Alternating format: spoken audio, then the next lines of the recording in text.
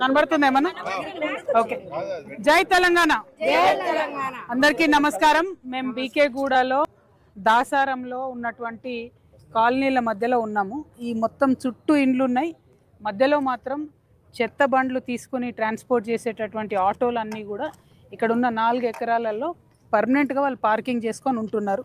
ఈ చెత్త ట్రాన్స్పోర్ట్ చేస్తున్నటువంటి వెహికల్స్లో నిరంతరం కూడా కంప్లీట్గా చెత్త నిండిపోయి ఉండడంతో ఈ చుట్టుపక్కల కాలనీలో ఉన్నటువంటి ప్రతి ఇంటికి కూడా ఇబ్బంది అయ్యేటటువంటి పరిస్థితి కనపడతా ఉన్నది. దాదాపు 10-12 ఏళ్ళ నుంచి ఈ సమస్య తీవ్రంగా ఉందని చెప్పి ఎవరికి చెప్పినా ఎంతమందికి చెప్పినా సమస్య తీరలేదని స్థానికంగా ఉన్నటువంటి కాలనీ వాసులందరూ కూడా చెప్తా ఉన్నారు.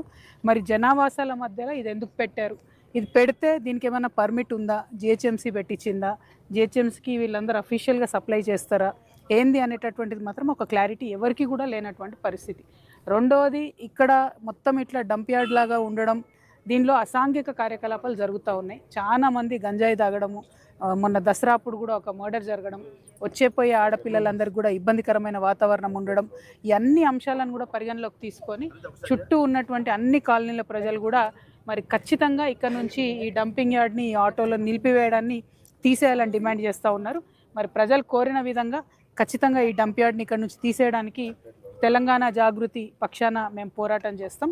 ఎందుకంటే ఒక్కసారి అధికారులు వచ్చి చూసుకోవాలి.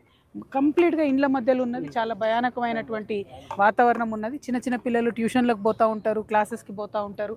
వాళ్ళందరూ కూడా ఇబ్బంది పడి భయాందోళనకు గురవుతున్నటువంటి సందర్భం ఉంది. కాబట్టి ఇక్కడ నుంచి రిమూవ్ చేయాలని మేము డిమాండ్ చేస్తున్నాం.